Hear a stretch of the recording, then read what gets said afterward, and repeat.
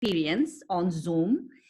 And I would like to experiment. And unlike the last time where I requested you to kind of mute and hold your questions at the end of the seminar where we had some space to interact, this time I would like you to put it on the chat, and I'll stop wherever I am and I'm going to answer. And at the end of it, for all of those who attended 11th seminar, I would like some feedback, which one feels better at the receiver's end, right?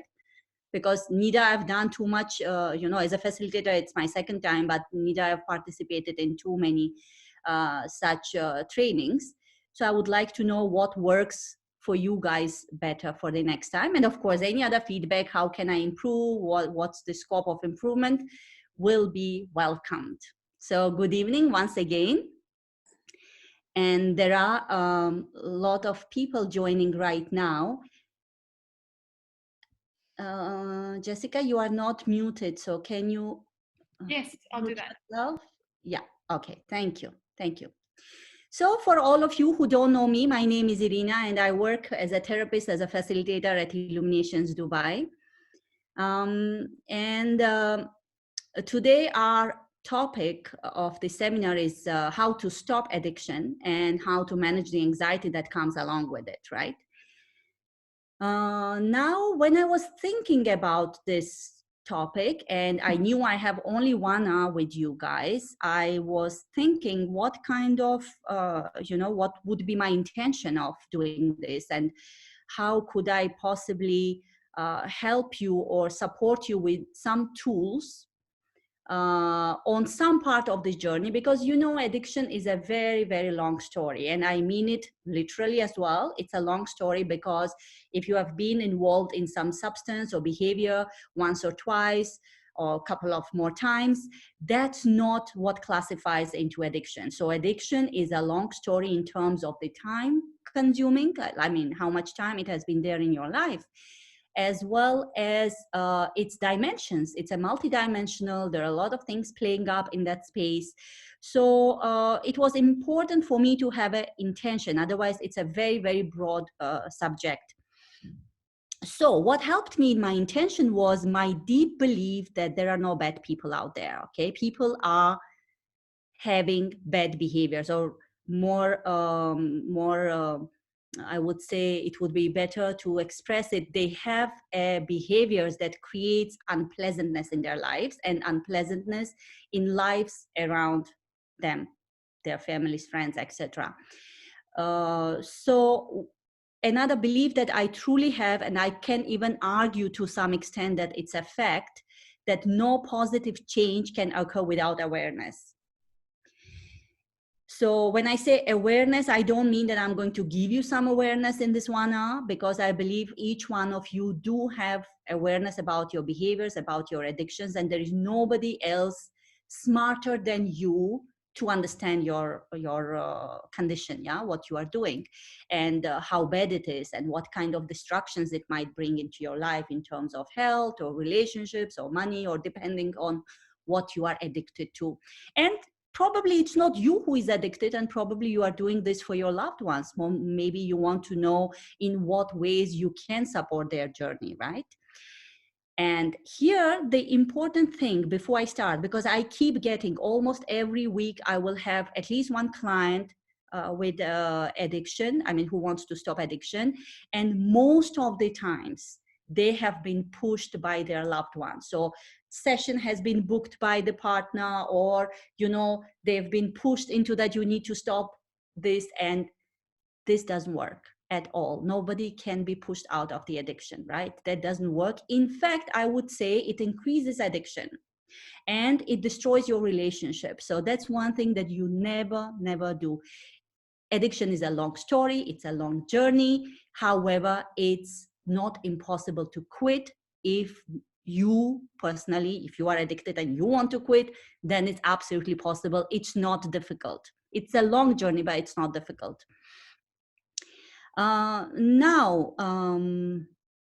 So what is addiction? Yeah, we need to understand what is addiction. Probably I need to share some of the slides here. Let me, addiction here, it comes and I begin. Okay. 1 second.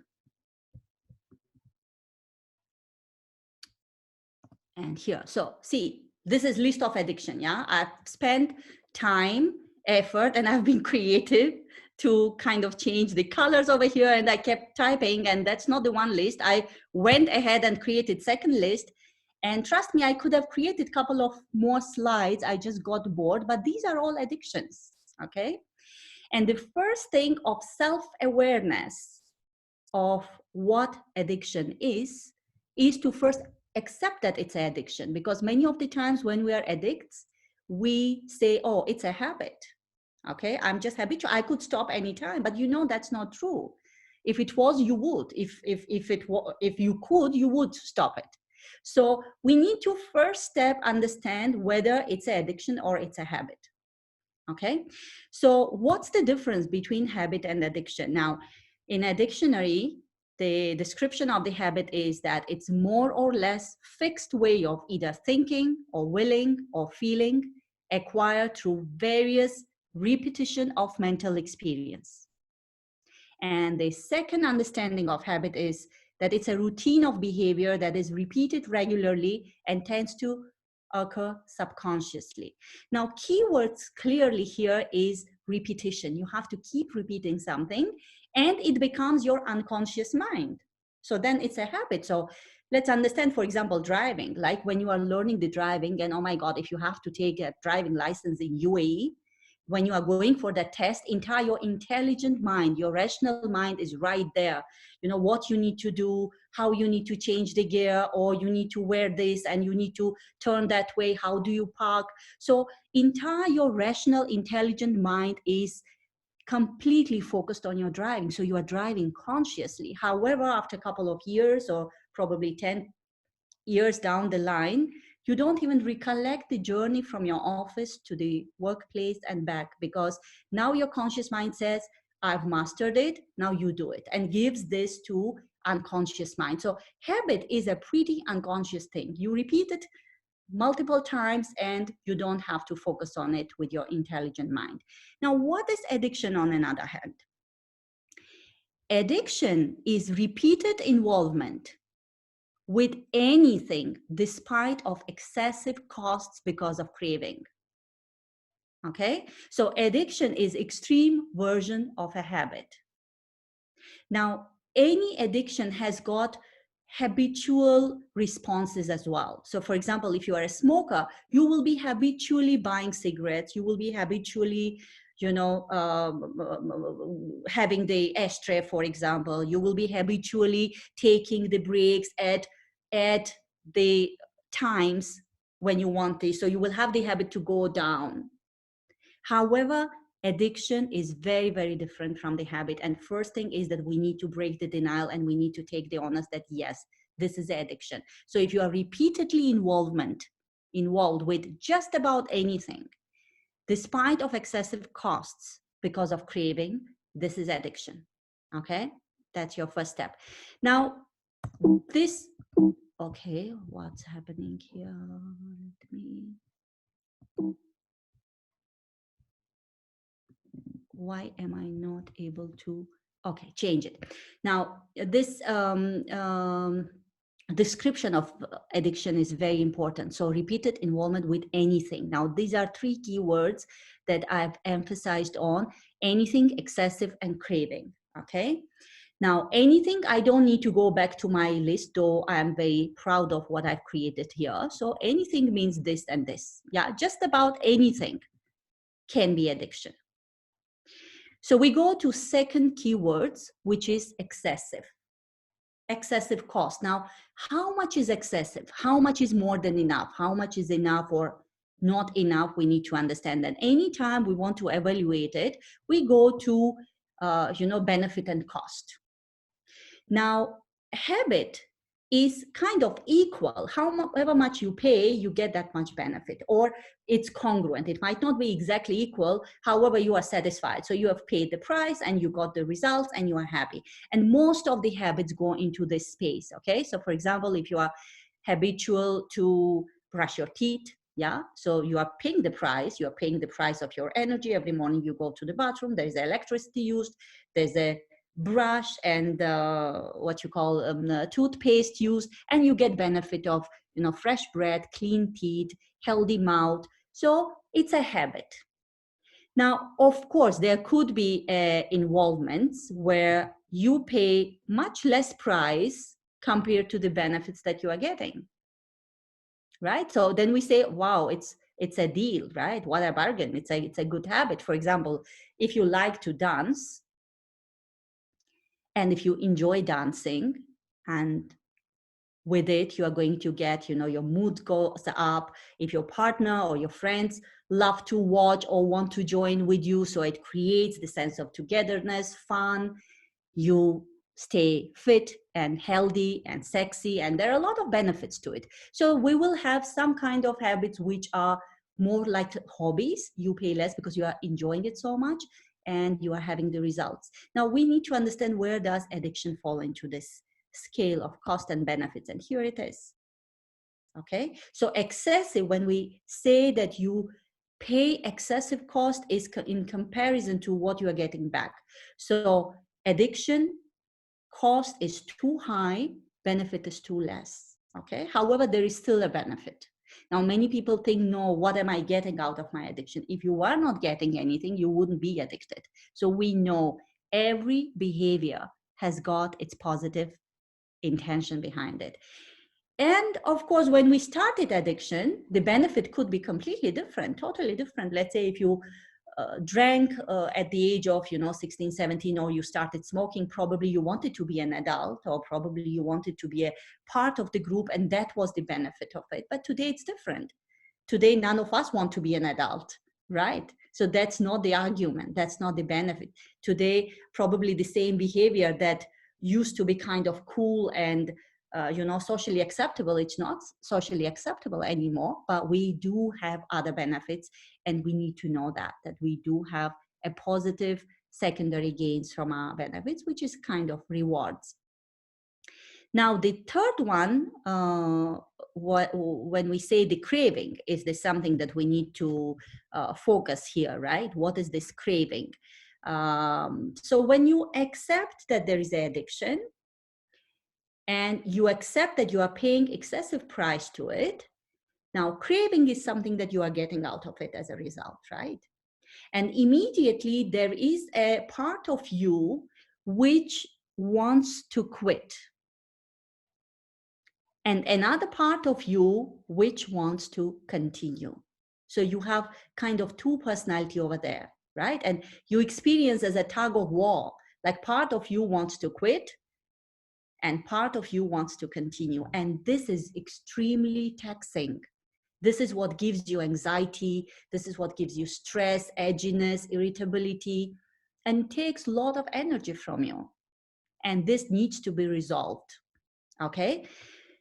Now, the second step to resolve this conflict is to experience it in two different ways. So one way of looking at it is, if I stop, am I going to jail where I cannot continue? I'm not allowed to do it, right? So this is exactly how that one part of you is experiencing. And that is exactly why pushing somebody to stop addiction doesn't work, because they feel like this. They feel that they're going to go to jail where it's not allowed. And guess what? They will always look for the opportunity to break the jail and get free, right? You can just, you know, close your eyes. This imagination is pretty easy right now, considering what we are going through. Nothing is unimaginable anymore with COVID-19, right?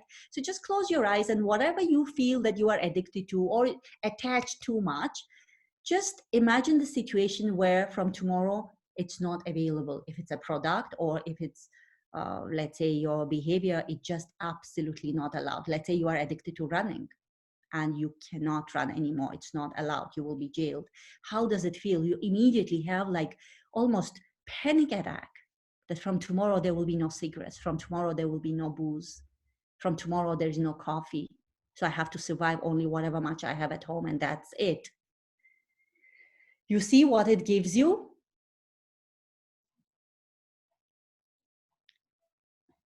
And now open your eyes. I don't want you to keep in that space for too long.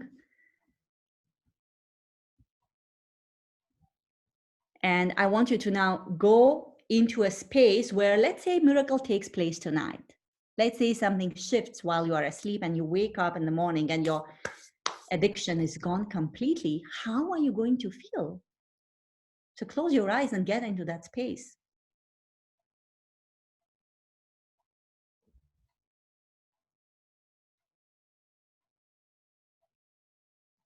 The place where you do have a choice, where you don't have to do your old stuff. You are free. Now, would you ever go back to jail? Would you ever want to go back? Like, will there be a desire? Never. So in any addiction, the conscious part of being aware, being self-aware is very, very important. Because if you begin with, let's say hypnosis, we know hypnosis works really well with addictions. But if you just go without learning, without understanding and being aware of every aspect of your addiction, you might relapse. And you see many of the cases going back to their old behaviors. So this is an important part, cognitively understanding what you are dealing with. And if you have been addicted to something for so long, you owe it to that addiction to know it more intimately, to what exactly you are doing.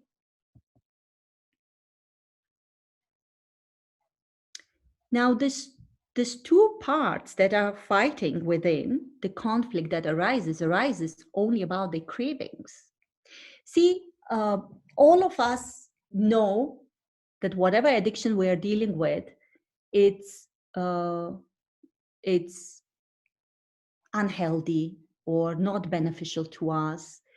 We know lists of things, right? For example, if we take example of smoking, like every packet tells you, yeah, they have the pictures on it, but that doesn't help smoker to quit, right? If you know what drinking does to you, if it's, you know, repeated, I'm talking only about the addictions, of course, you know that how it damages you. If you're addicted to, let's say, exercise, you know what damage it can bring to the body. If you're addicted to internet or TV for that matter, right? You know what damage it brings to you, but that doesn't stop you. So the part of you that has that wants to quit is aware of the damages, right?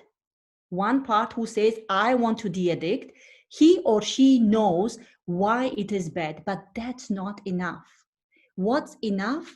When another part who believes into the cravings and has tons and tons of beliefs about it will agree with this part. And when they work together as a team, the conflict can be resolved in two ways. Either one part gives up the desire to quit, or another part gives up desire to continue. There is no other way. So we need to now closely understand the part that wants to continue. So here is a cognitive exercise that I would like you to do to closely understand what do you believe about, and then there are 4 areas that I mentioned over here, okay?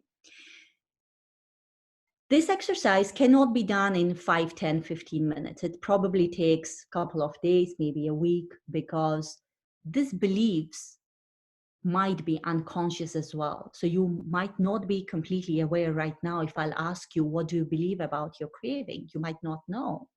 So there will be list of beliefs that you will come up very easily, but there will be list of beliefs that are hidden deep inside you, right? So the first thing, what do I believe about my craving? So what do I believe about exercising 5 hours a day? What do I believe about smoking? Or what do I believe about drinking? Or what do I believe, whatever is your addiction, what do I believe about that craving? Yeah. So do I believe that cigarette relaxes me? Do I believe I'm, I'm socializing when I'm drinking and I'm shy as a person? And if I don't drink, I will not be able to talk to new people. Do I believe that I can't dance until unless I'm under the influence of alcohol? Like, what are all the goodnesses that your craving gives you? You're going to list them one by one. And then you go to another area of your belief systems, which is, what do I believe about not acting on the temptation? So if I don't have to do it, what will happen? Oh my God, I will die. I will have anxiety. It will be painful, physically painful. I will not be able to focus. I will not be able to talk. I will not be able to sleep. So everything that you believe about it, you are going to create another list. And every day, go back and upload one more, whatever comes to your awareness. Yeah. The moment belief comes, don't say, but do I really believe about it or not? Since it came, it is your belief. Just put it there. However stupid it might sound, just put it there. The third area that you will go is life without it, without craving. So now these two seems to be similar, but they're not similar. Okay, not acting on the temptation and life without doing my addiction, what life without craving is not the same. So what do I mean in this area is, so if I don't do it and I overcome my physical withdrawal symptoms or all of that I wrote, now how my life is going to be? Am I going to be bored? Am I going to be depressed? Will I not want to meet people? Will I not be able to watch TV, for example? So will I be jealous of people who are doing that same activity? So write down all those beliefs. You know what? I'm not aware where is the chat right now. So I don't know if you have any questions. Doesn't matter. I'll come back to you guys later. And now fourth area would be, what do I believe about myself? Who am I being with relationship to my addiction? Okay. Do I believe I'm a victim? Do I believe that I'm a loser? Do I believe that I can never do it? Do I believe that, I'm addictive personality? I'll stop this, I'll start something else. Do I believe that it runs in my families? Do I believe that I've learned it from my parents? Whatever you believe at your identity level in relationship to the craving, you are going to make a list of it. Okay. Now, what I'm going to do is I'm going to just check if there is any.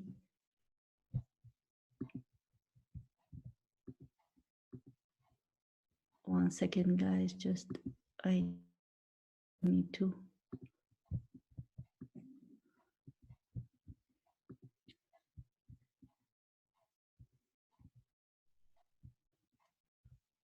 Okay, anyways.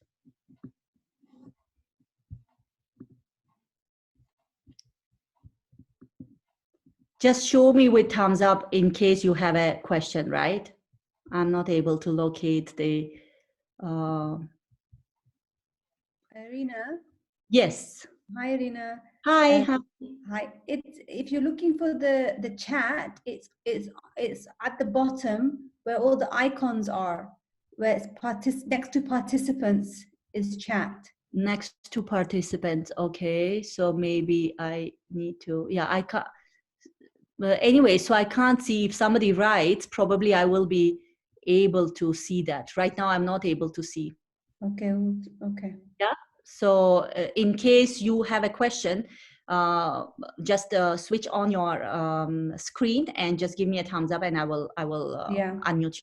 Or I can help with the chat. If anyone has a question, I can ask the question and let you know. Okay. All right. All right. So we come to the next exercise that we will do after we have created the list of limiting beliefs. Now we are going to challenge those limiting beliefs. Okay. So what you do is you take what is this now? I don't know. You take questions, and one by one, you are going to challenge them. So if you say, for example, smoking relaxes me, okay? And that's what I came up with. You are going to ask yourself, is it true? Does smoking really relax me? Is it always true in every situation? Does every cigarette relax me? And in any situation, does it relax me? According to whom does it relax me? Okay, who says that? Is it me who is saying it? Is there somebody else who is saying it?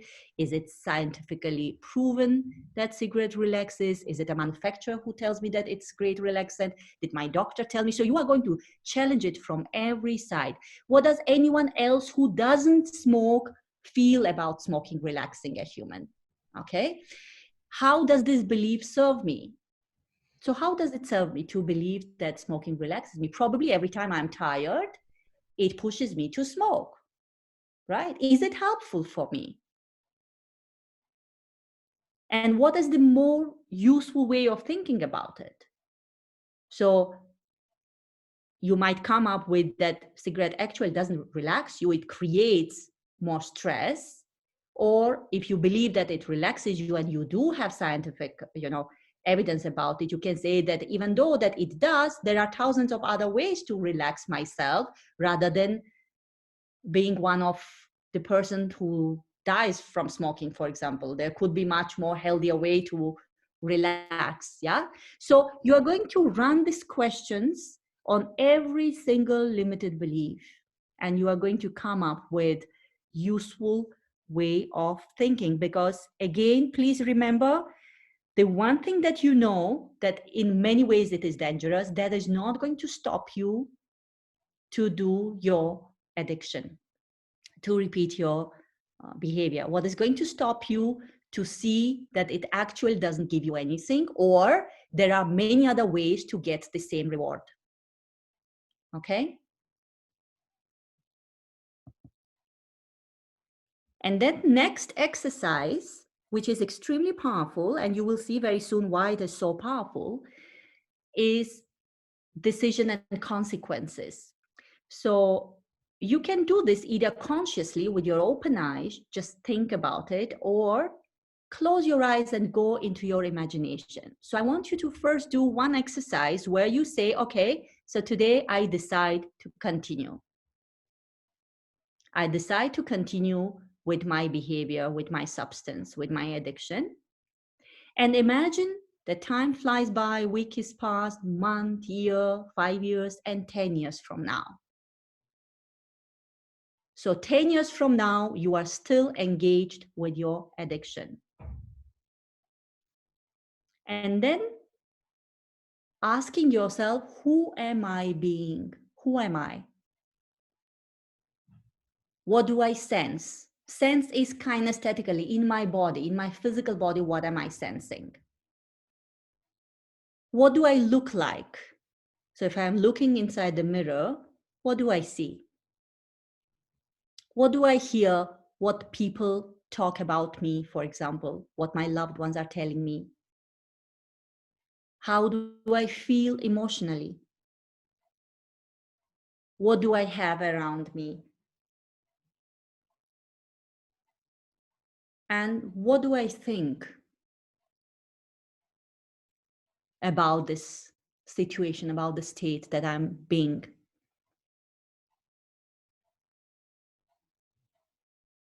And completely stay in that experience, because that's one of the possibility. Because one part of you, if that part decides that, no, I continue. So I give up the desire to change, and I want you to, I want to continue and totally experience that. And then you open your eyes, in case you are doing it with your closed eyes.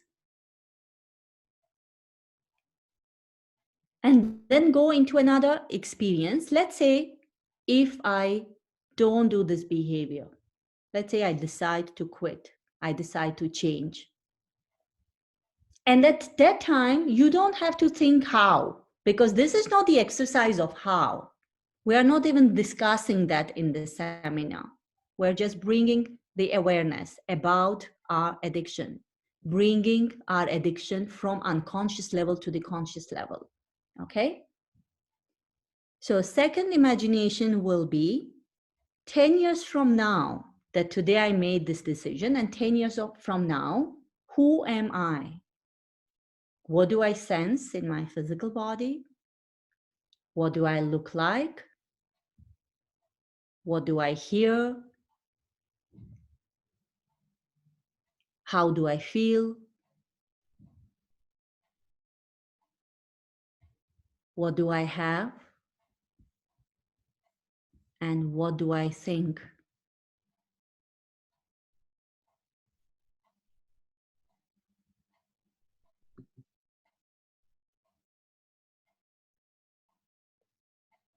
And make it very, very real. You can write your experience, you can imagine your experience, but it's always good to imagine. You can first write and then you step into it if it's just happening right now, and fully experience it with all your 5 senses.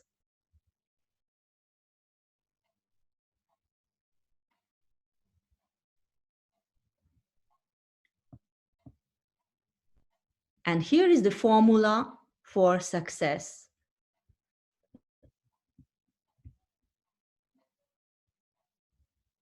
I don't know how to remove this here. 1 second. Screen, previous. How this has been created. Anyways. So success formula for change is this.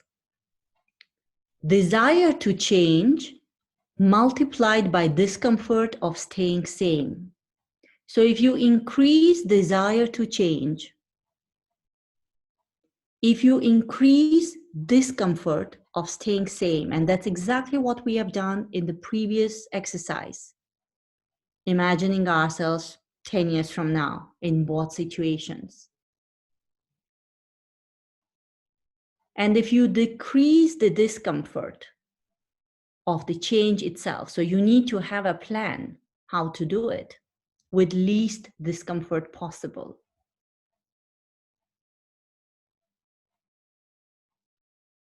You have successful behavioral change. So desire to change multiplied by discomfort of staying same divided by discomfort of the change. So, 1 sec.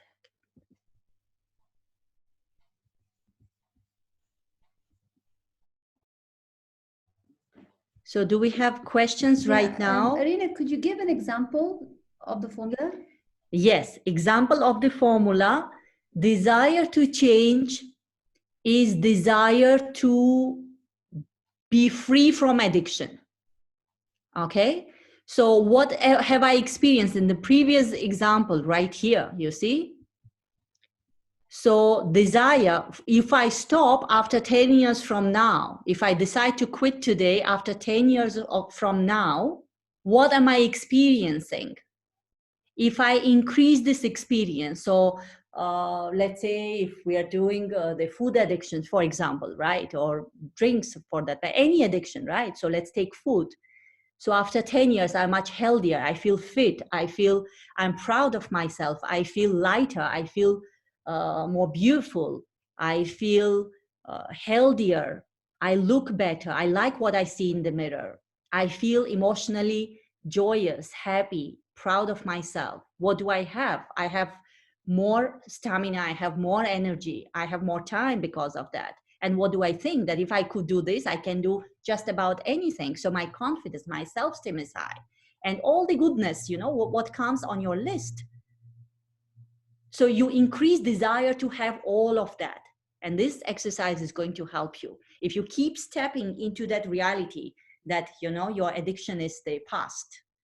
And it's already, you know, 1 year from now, 5 years from now, 10 years from now, and how your life has changed, what all you got from your one decision. And on another hand, on the formula is discomfort of staying same. If you do not have any discomfort, if you don't have any motivation to change, You will not. So you need to increase it. You need to increase the discomfort of being in that addictive behavior. So if you are going to experience, on the other hand, on the left side, if I continue today, how am I looking after 10 years? How much stamina I have, how much energy I have, how do I feel inside my body? What do I hear? What have I lost? What have I gained? You know, or everything that you are going to experience in that imagination, or if you want to write, if that's your, you know, style to write it down, you need to increase this bad feelings. You need to increase this discomfort of staying 10 years again into a same behavior. So both of these have to increase. Is it because you want to balance it out? No, you don't want to balance it out. You don't want to. There is no balance over here. There can't be a balance when we're talking about addiction, right? What can be thought of changing your addiction into some other behavior? Because for addictions, we use the same methods as we use to change the habit. Similar methods are used because it's more intense. I don't know if you were there, Humera, but addiction is similar to Habits. Habits. It's the extreme version of a habit. So the procedure that we use to change the habit is very, very similar to process we run during the addiction. Of course, addiction is much more complex, but process is the same. So in any habit, in any addiction, this formula defines your success. If you don't have motivation to change anything, and if it's okay to stay where you are, then success of change won't be there. So what you need to do is you need to keep reminding, yeah, just for today, it's okay to drink. Yeah, so one more day you are drinking, but this one more day is when it's combined for 10 years, what it's going to give you, that discomfort you have to feel today. Okay, you have to keep stepping into that uncomfortable place. So don't be scared. I know, many of you are into this mind sciences and you think whatever you imagine, you manifest. No, it's not to manifest that. It's to create that inspiration that I want to stop it. This is not what I want to experience, because guess what? If you don't, that's exactly what you are going to feel after 10 years. So the discomfort you have to bring now, you have to grab the discomfort of 10 years and bring it in today and experience it now. And then you have to experience that goodness of leaving it behind and bring it now. So both of this are into numerator. What you need to decrease, however, is the discomfort of the change. Okay, so let's say that you are addicted to being inactive. Absolutely. Just you are sitting in a couch, doing your sessions, therapies, trainings, whatever you are doing, and you just don't want to take any form of exercise. By the way, all of you know that's me, right? So now, how do you create the change? So if you tell me go to gym, oh my God, it seems like a too much task, right? If you say, okay, have a trainer who comes home, again, excuses come up. I don't have that 45 minutes. I don't have 1 hour, 1.5 hours. It's time consuming. So you need to keep finding something that's doable. You can chunk it down. So you can say after every client, I'm going to just walk 10 minutes. I'll just walk wherever I am. Like, how am I doing right now in lockdown? I'm doing it. Okay. So if you have like 5 clients a day, and in between every client, you have done 10 minutes walking, yeah, it might not be a brisk walk, but discomfort has been decreased. So the moment you see a little bit of success, then that success increases. So that requires a plan to change the discomfort, to decrease the discomfort that is caused by the change, because any change is going to create discomfort. We humans, we don't like change. Right? So we need to chunk it down, something that is going to give us the sign of success, and we build it up on it. Did I answer your question, Humera? Yes, thank you. Can I say something? Yes, please. Who is this? Do I Uh, call? I am Ola. Yes, Ola. Sorry. Yeah, just want to ask you, I am addicted to shisha. Yes. So, like when I'm trying to quit, sometimes I can do almost the same concept through meditation, whatever. I can like quit for 3-4 months. So maybe a visitor, yeah. So maybe a visitor will come 1 week. We would go out, have shisha. I'm saying it's okay if it's occasionally. Then the loop again will repeat. Then I'll become addicted again, and then I have to suffer again to get out from it. So Ola, what is important here for you is this exercise. I don't know if you have been here from the beginning when I spoke about the craving. Okay.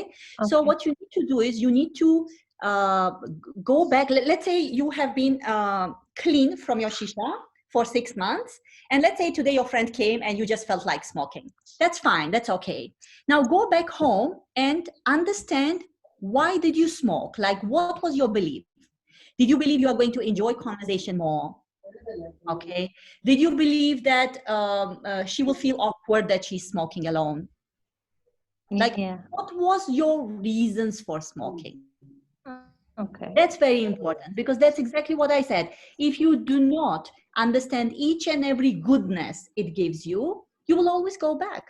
So if you believe that your time with your friend, you bonded much better with her because guess what? You are just like her. She was smoking, you were smoking. So you didn't want to sit like that awkward.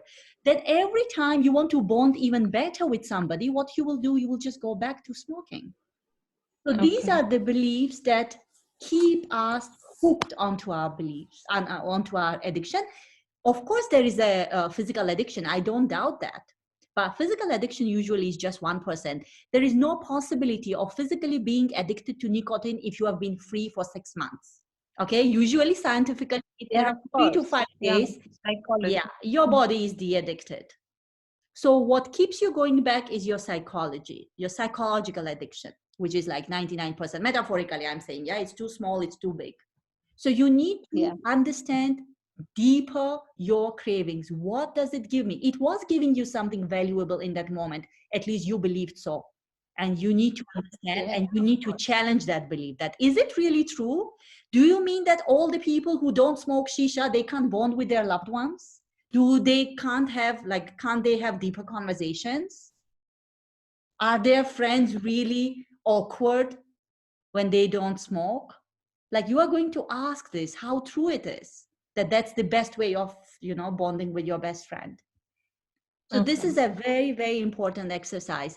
With every client who comes to me, I begin from here. The conscious understanding, cognitive understanding of your behavior deeper is very important. And the last, what I give them as an exercise, of course, I mean, there are, as I said, it's a long process and it's multidimensional. We do a lot of things, but very important point is to start doing your addiction, because probably I do believe in miracles. I did have quite a few clients who came for free consult and they just stopped, whatever addictions they had. Usually it's like mild addictions such as smoking. Smoking is a very mild addiction. But what you need to do is you need to be mindfully doing what you are doing. So if you're having coffee, let's say you identified that you are addicted to coffee, okay? You can have as much coffee as you want, but only when you are alone, when you are you and your coffee mug. So do not have conversations with your friends. Don't watch TV. Don't be on Instagram. Don't smoke and have coffee, okay? You need to, since you love it so much that you are paying such a huge cost compared to benefits that you are getting. That's what addiction is. Then you need to be there with it. You need to feel it. You need to taste it. You need to smell it. You need to feel the temperature of it. You need to feel what happens before that, what happens after that. Absolute mindfulness. So with every smoker, with every drinker, with everyone who has any addiction, this is important to be mindfully doing it. So from autopilot behavior, which we just do, we don't even realize we're doing, the first thing is that addiction needs to become your conscious.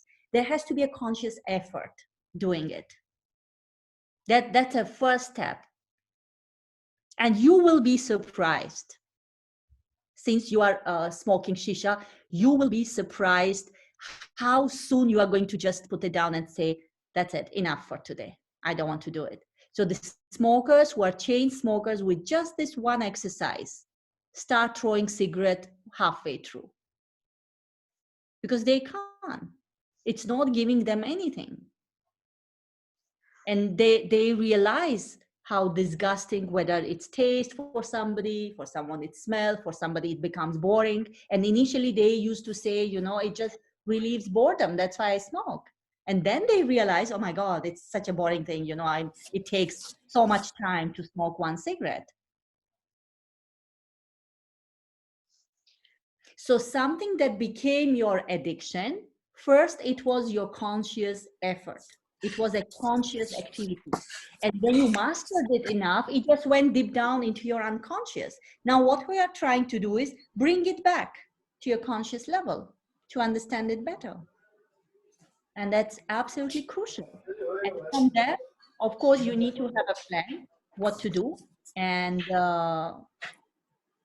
then you won't have relapse. You won't relapse back. You won't go back in times of crisis, in times of stress, because that's what we tend to do. The moment we are stressed, we just go back.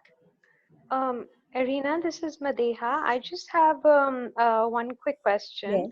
Yes. For example, like I have this tendency to lose a lot of weight, like maybe 25 to 30, 25 kgs within like 5 months and so, and then I gain it back, like, you know, 20 kgs or maybe 18 kgs.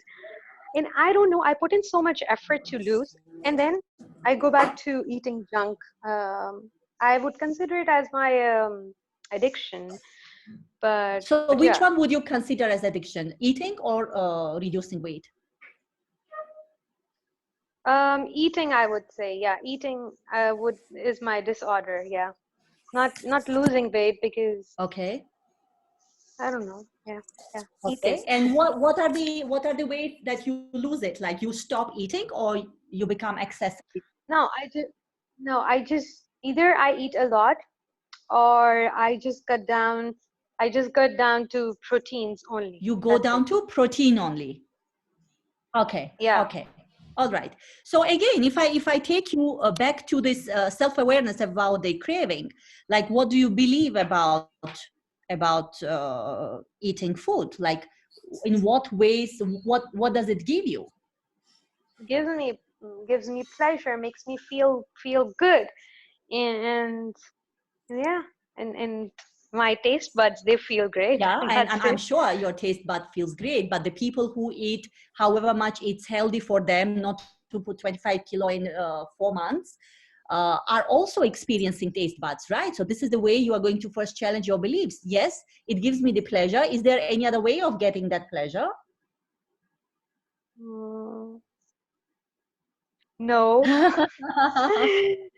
Yeah, that's why I said you need to take time. So you need to take time to write everything about your cravings. You have to write down Okay. everything, and then you have to go back to these questions of challenging your limiting beliefs. So for example, let's say you are eating 5 bars of chocolate. Yeah, for example, yeah. For example, so you are eating 5 bars of chocolate. Now, is that true that only that can give you a pleasure, that kind of a pleasure? Yeah, it's not obviously true. Exactly. Yeah, I Is get it your point. always true that every time you eat 5 bars of pleasure, 5 bars of chocolate, it's going to give you a pleasure? Like, is it always true? Even if it's true, No, always in every situation? no. Exactly. According to whom this is the source of pleasure? According to me, Yeah, according to you. Do you have any scientific evidence that to get pleasure from the chocolate, you definitely need to eat 5 bars a day? no, obviously not. Okay. So how does anyone else who loves the chocolate and satisfies the craving eat less than that? So how do they manage it? Probably they control their portions, so they don't just. So how one can control those portions, like how they do it, if you would have asked? And if you see yourself, Consistent. yeah, you be extremely focused while you are eating that chocolate. Like to eat 5 bars of chocolate, probably you have to do it very fast. I'm just giving you an example, right? Mm-hmm. Probably if you just slow down and eat slower, you will have that sweetness in your taste buds for a longer time. So this is how you need to zoom into your addiction. This is the idea of bringing it to your conscious level. You need to zoom. You need to sit down and understand, when did I do it? So I do have, I mean, this is very long. So where are you about? You are talking about the trigger right now. So where are you being when you have the desire to eat chocolates? What is the time? What's your emotional state? Who else is around you? What action precedes this urge? So this is a very, very delicate procedure. As I said, we just had a 1 hour, so I wanted to focus only on bringing your unconscious part of your addiction into a conscious level.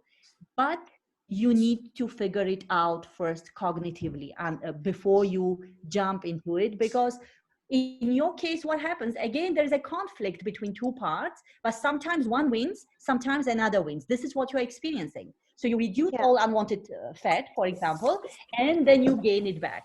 So it's kind of what you did. Your guys, your parts are not in synchronicity, they are scheduled. You know, they're saying, okay, next 6 months, it's your time. So go on an extreme diet and lose. And last 6 months of this year, it's my time. And I'm going to go and enjoy my meals and chocolates and whatever. Yeah, so I need to resolve this conflict forever. You need to resolve this conflict forever. So you need to resolve the conflict here. When we are talking about food, the most beautiful part of it is that you cannot not eat at all. Like when we're talking about drugs, let's say cocaine, on whatever, heroin, or even the alcohol for some, right? Some moderate amounts. Sometimes it's not possible because there are so many comorbidity there. There could be any other underlying psychological issue, and it will be difficult for somebody who has been alcoholic to start drinking moderately. You see? However, when we talk about the food, you can have these two people within you, they can be scheduled in a better way. So they can say, okay, so Fridays you enjoy your chocolates, but let's eat this much. And, you know, or let's eat everyday chocolate, but let's have this much, and let's eat it mindfully, let's eat it slowly. So there are many, many ways. That's exactly the plan which I was talking about here in the discomfort of change, you see? So resolving the conflict is actually these two parts of yours talking to each other lovingly, instead of being like in a war that I win or you win. Okay. Does that make sense? And yes, it makes perfect like sense. Friends, they can be friends, and they can be very loving and very accommodating to each other. And you can schedule them. You can say, okay, so Monday you do this, and Tuesday I'll do this. And because see, what happens is that both of them have so much of resources. The one who can you imagine what a beautiful resources will one have who can, you know, focus on reducing 25 kilos in 5 months? It's not very unhealthy, probably, because I'm not a dietitian, I don't know, but 5 kilo a month is somewhat like healthy. So we don't do it in 1 month. In 5 months, it requires effort, it requires, you know, focus, it requires to be disciplined, and that's an amazing resource that part of you has, right? And the other one who just wants to have a pleasure. What's wrong about having a pleasure? There is nothing wrong. But how are you going to schedule these two together would be your challenge. So yes, resolving the conflict. Yeah, thank you. You're welcome. Yeah, I can totally understand and relate to this, and I'll definitely follow the exercises. Yeah, you can just go into meditation and talk to each one of them, yeah? As if you are like a advocate or like a mediator. So talk to the one, appreciate her resources, appreciate the goodness that she has. Then talk to another one and just say, okay, guys, now I love both of you. How can you just coexist together? Perfect. Okay. Anybody else? Irina, oh, sorry. Hi. Oh, sorry. It's okay. It's okay. It's Carry on. I just want to say hi. Hi, Irina. Sana here. Hope you're doing well. Hi. Hi, Sana. I can't see you though, but yeah, hi. How are you? I hope everything's good. Everything Irina, is good. I wanted to ask you something about same topic about food. Okay. A lot of binging happens when you're upset or when you're bored. What are the factors we need to consider there? Like, can we answer the same questions of the slides of the slide that you just showed Yes. us? Like when you're feeling emotional Yeah. or when we're feeling bored when it comes to food addictions. Should we Same follow the same pattern, Same. or is there another underlying emotion There that will comes be that we have underlying to emotion. consider? There will be, of course. But for example, same pattern, that underlying emotion will show up in this questionnaire. So if I'm eating when I'm upset or when I'm excited, what am I thinking about my craving? So do I feel that my let's say my hurt is going to be decreased? Do I believe that I will not be bored when I'm eating? Is that my belief? If out of boredom that I'm eating, so then I do believe that boredom can be relieved by eating, right? So you need to question then this belief. So is it true? Has anyone told you that if you are bored, you eat and boredom will go away? Is it scientifically proven? What does somebody else who has nothing to do, however doesn't eat, believe about it? What else can I do when I'm bored? Then those plans will come up because it's your belief. That's why you go there. And then every time you are bored, so it depends now discomfort. Now let's talk about this part of it, yeah? Let's say that every time I'm hurt, I want to eat. Decrease the discomfort of change and eat, but eat something that's healthy. Let's say probably cucumbers you can eat. You can eat an apple every time you are bored, right? So don't completely eliminate the behavior in such cases. That's why I'm saying food is very versatile. Addiction to the food, it's fun to work with. It will tell you so much about yourself. So say, all right, so I usually get bored at 5 p.m. So screen every day, yeah? So today I've eaten, let's say, cupcake at 4:20. And tomorrow again, I've eaten donut at 4:20 or 5 o'clock. Then, so you are going to go back and see, okay, so around 3 to 4, I'm bored. Now, either I'm bored or I'm hungry. How will you know? One day you are going to experiment. So if you are bored, just call a friend. Call a friend, and after speaking to a friend again, if you go and eat cupcake, probably it wasn't the boredom, but it was actually low sugar in your body or you are hungry. Okay, so you will identify your pattern, and when you identify it, just change it a little bit. Don't say I will not eat, but depends what you eat. Now we can't do the same thing if we want to, sniff the cocaine. Of course you can't do it, but with food it has a lot of scope of doing it yourself. The heavier the drug, the more effect it has on your, psychological level, on your feelings, on your emotions, on your physical body. More difficult it is to do it on your own. I'm not saying it's impossible. Of course, nothing is impossible. But with food, you could do it on your own.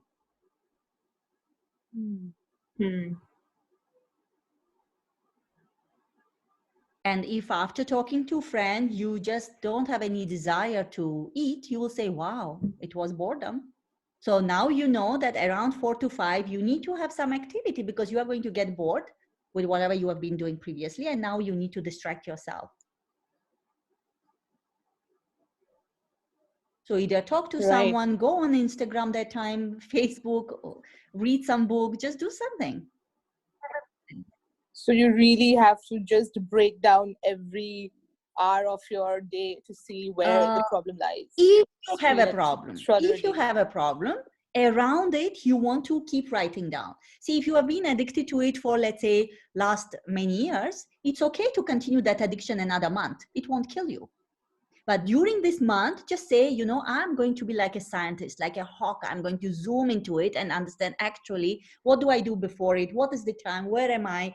Who is around me? What have I been doing before? How do I feel after I've done my addiction? Keep writing. And then it's like a data. And then just compare and find what's common over there. And then just pick one thing that is going to make a difference.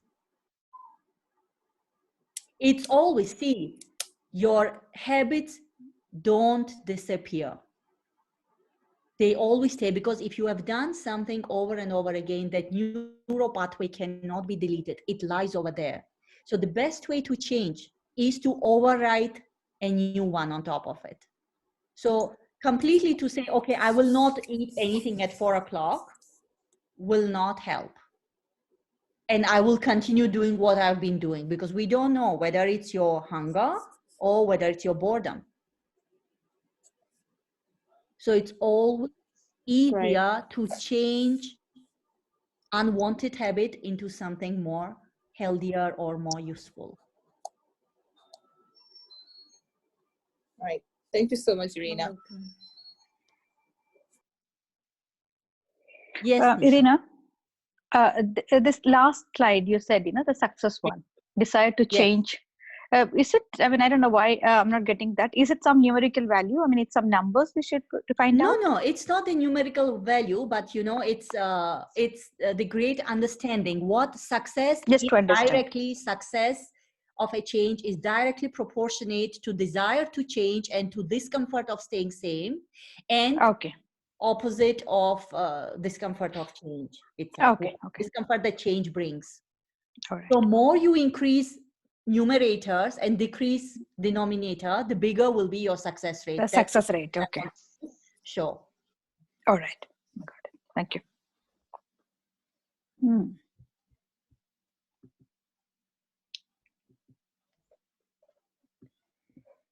Any other questions?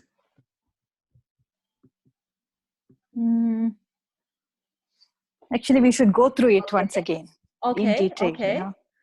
So we started here with list of addictions. So addiction can be anything, basically. Okay, anything can be addiction. The difference is that you are paying excessive cost because of the craving. Okay, that's what's the difference between the habit and addiction. So addiction is the extreme version of a habit. Can someone teach me, what did I do here, this gray thing? How do I remove it?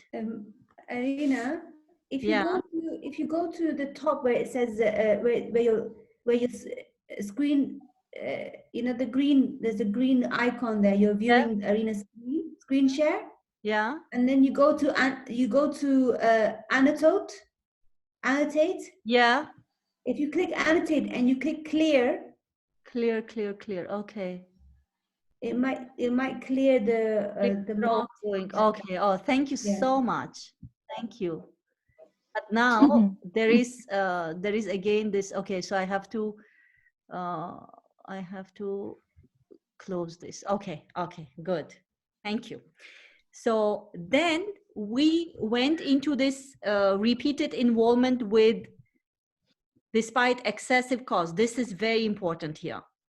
So when you want to be aware about your addiction, you cannot say, oh, this behavior cannot be addiction because it is not in the list. Addiction can be in anything. Excessive means that you are paying way too much price in terms of what you are getting in return. Okay, so here addiction is you are paying too much. It's too much cost for the benefit that you are getting. But never be in denial that it is giving you something. It always gives you something back. Therefore, you are doing it. And point here is to understand what it gives you. Not the point, oh, why it is bad of doing. You know it's bad, but don't even go there. That's not important. That has never stopped you from doing. What's interesting here is what are you getting out of it? Okay? And what you are getting is your craving, is your reward.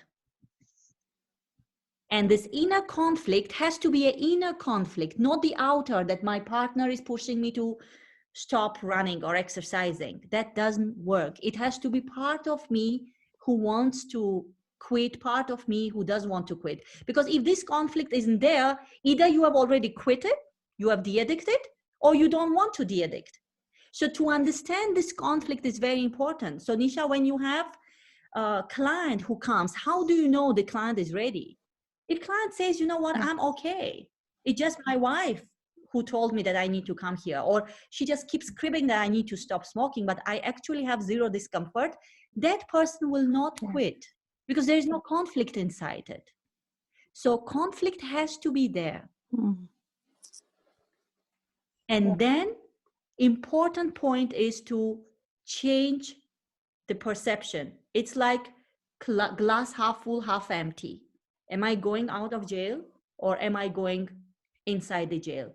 Remember, the desire to come out of the jail will be always there. So if client manages and goes in jail and stops addiction, there will be always a desire to come out. And those are the cases which gets relapsed. Irina, just a question. What about for the children, like the students, you know, some sort of addictions there? And usually parents are, you know, they are the one who gets worried, you know, like. I understand. You got what I mean? I understand, Yeah. but it's, see that, so when I said there are multidimensional stuff going on in addiction, there is a lot of support. So I do have the slide somewhere here. I should be having what is required. See, so increasing in self-awareness is what we were just talking today, and identifying and resolving conflicts, right? Developing a alternate behavior. So replacing, so that plan that I've just discussed, you need to be more mindful of what you are doing, where you are, with whom you are, what is the time. All of this to create the alternate behavior is important. So you cannot just eradicate addiction, you have to replace it. But not with addiction, with something useful, something healthy. But it has to come from the person himself. Now, experiencing support from others, and others mean loved ones, you know, family, friends, and professionals is very important in times of, let's say, drug addictions. So psychoeducating the family, parents in your question is very important. So if parents are going to be strict, if they are going to be, you know, pushing the child, they will not do. There is a passively aggressive behavior which comes up and they will be doing it even more. Now, what's important, even with the partners, what's important, very recently I had a case when husband came because wife pushed him into the addiction. And then I ended up session with wife. What's important is that partner needs to know that I still have a choice. I have a choice to build up the healthy boundary around myself. I'm in charge of that. It's my life. So if you don't want to quit smoking, but we are sharing the space together, so can I request you not to smoke at home so you can go outside in the balcony? You see? So yes, you are in charge of what you want to experience in this journey of addiction. You are free to change your partner at all. You know, that would be even easier rather than changing partner's behavior. That's my golden line. I always say this. So the other person who is living with somebody who has addiction can create a boundary around themselves. But unfortunately, we cannot push somebody out of addiction. I mean, we know that people have been given to rehab centers and they come out and then they just relapse because it's not from within. And sometimes, again, I'm saying addiction is along with some other psychological disorder. Let's say, for example, bipolar disorder, right? And there is a addiction that goes along with it. So it's not that easy and simple as we're discussing, and that's not the topic of today. I mean, medication is required, psychiatrist is required, for example, in case of mood disorders. So yeah, some situations are much tougher, but this is for our understanding in what cases we can help. And even if we take professional help, what do we need to do? How ready do we need to go there? Because we need to know that professionals, whether it's a hypnotherapist or whether it's a healer or whether it's a psychologist, they are not magicians. They are not magicians unless you have this burning conflict inside you, that part of you wants to do it, that part of you doesn't want to do it. They will not be able to help you. And it has to be your conflict, not conflict of your family.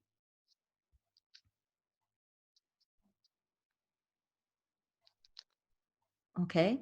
And most of the times, like addictions such as nicotine is the easiest on earth.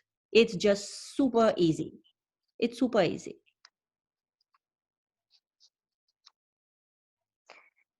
So you can, with these exercises, you can definitely do it. Irina, can I see the first slide, please? I would like to see what you've written, that what are the types of addictions. Just Yeah. Sure. yeah, just that. Thank you. Here. And the next slide as well. Sure. Thank you.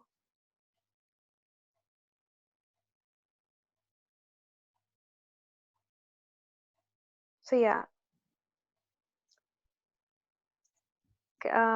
Yeah, so can I see the list of addiction that you've done? You've made 2 slides, right? 1 and 2. So this is 2 and this is 1. So I can just see 1. The list of addictions. No, 1. I think it's just showing that you can be addicted to anything. Okay. Okay. This is 2. Can you see it's as 2? No, I can just see 1, like list of addictions. It says 1. Then there you've made 2 slides, right? Slide number 2 and slide number 3. So I can just see slide number 2. Okay, so why don't you see this? Okay, new share. Let me just. Can you just click on 3? 1 second. Yeah. This is 1. Do you see 1? Yeah, I see list number 1. 1. Yeah. Okay. Now list number 2. Yeah. Okay.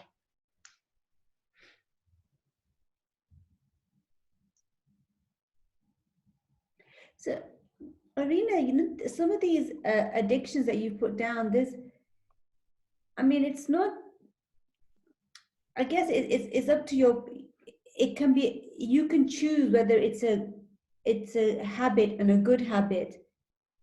See? When you get the benefits, but when you see the costs of it. Yes, that's what decides. That's what decides it, yeah. For example, music. Now, music is amazing. We'll all love music, right? Now, in addiction, are you paying too much cost because you crave it? Is it that you are not able to cook, you are not able to eat, you are not able to sleep, you are not able to work without music? You would be delayed from the meetings because if you're working on your own, yeah, you can plug it and you can listen. But what about meetings? You want to just rush it so that you go back and, you know, listen to the music? Like, how much of it is excessive? Is what price you are paying for it. That's only what decides whether it's a habit or whether it's a behavior. How much price are you paying? How much benefit are you getting? Yeah. You know, there are many teenagers that I worked with, they cannot study without music. Yeah. Like my son, for example, he always needs to listen to the music. I couldn't focus and concentrate if there was a music, for example. Okay. So whether it's an addiction or whether it's not, is what we are getting back. So moment there is a music and he's studying, he focused, he remembers, his mind works. So benefit is there. So it's a habit. It's some association. So that's not important. Now, if he's going to demand during the examination that I cannot write anything unless you allow me to listen to the music. Now, what is the cost that we are paying here? Okay, so habit gives you a choice. It gives you a choice. You are habitual, you are doing it unconsciously, but if you don't do it, it is not going to, you know, take you to some really uncomfortable place. Like if you are habitual to brush the teeth and let's say tomorrow you cannot brush. Yeah, it's uncomfortable, but are you going to have panic attack? Versus if you are a smoker and I say, that's it, there are no more cigarettes and there will not be. Or just tomorrow, forget about there will not be. Like if somebody tells you you can never ever brush your teeth, probably you will have. But if you say that tomorrow there is no cigarette, we cannot smoke. In COVID-19, you can't smoke. Now, what will happen to a smoker? You see the difference. That's the difference, that habit and addiction. Addiction is the extreme version of habit. Yeah.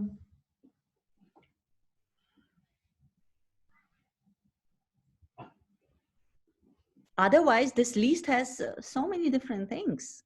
I mean, some are obviously, you know, card games, for example, I mean, or even the gaming or gambling. Like you could go on a holiday and gamble, but do you gamble every single, you know, dollar that you earn? Can you not do without gamble?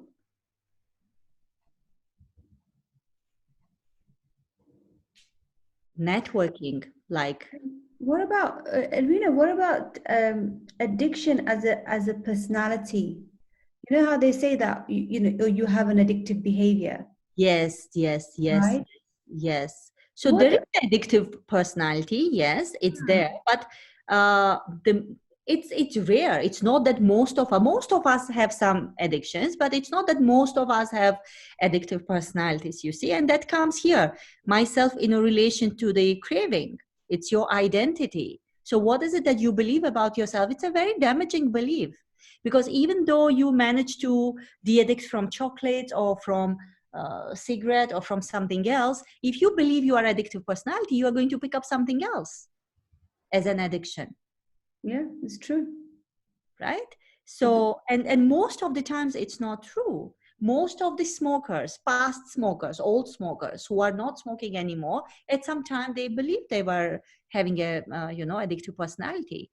So before you have addiction, were you addictive personality? And if you stop it, are you going to not be addictive personality? So it's just the beliefs. We are in search of labeling ourselves, and that's quite damaging. Yeah.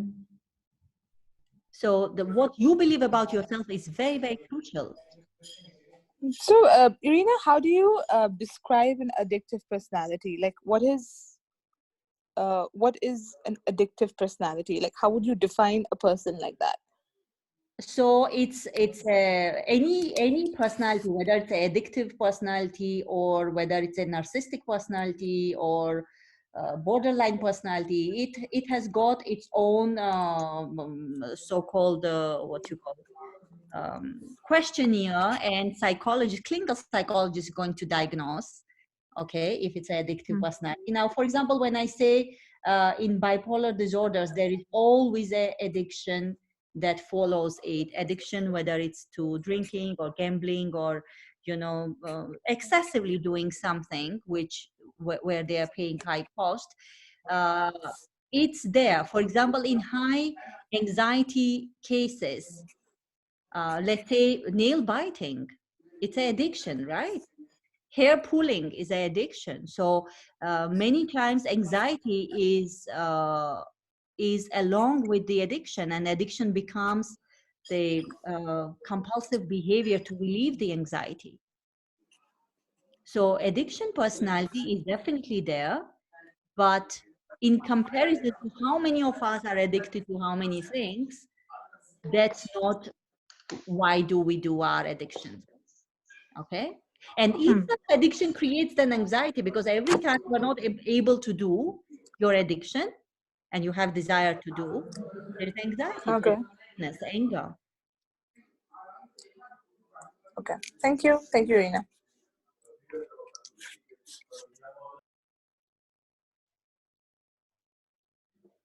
Any other questions? Any other slides? Hello?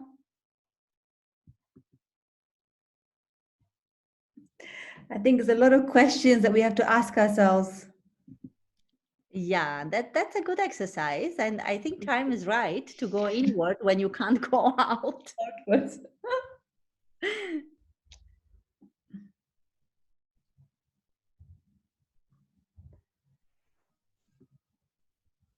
All right, then, if there are no other questions, now just tell me,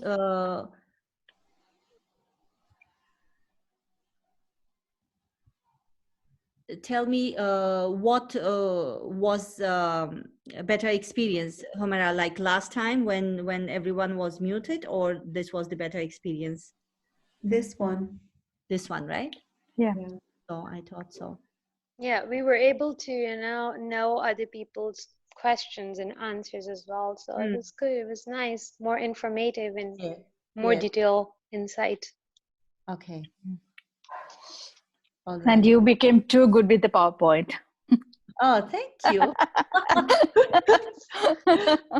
Last time we were. Yes, I'm loving it. You're an expert. You're an expert now. Yeah.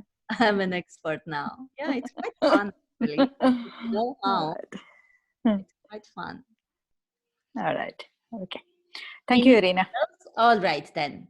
Thank you for being here. And I didn't speak about anxiety much here, but you can go back to 11th seminar, which has been recorded. And if you ask Illuminations, they will email you the link.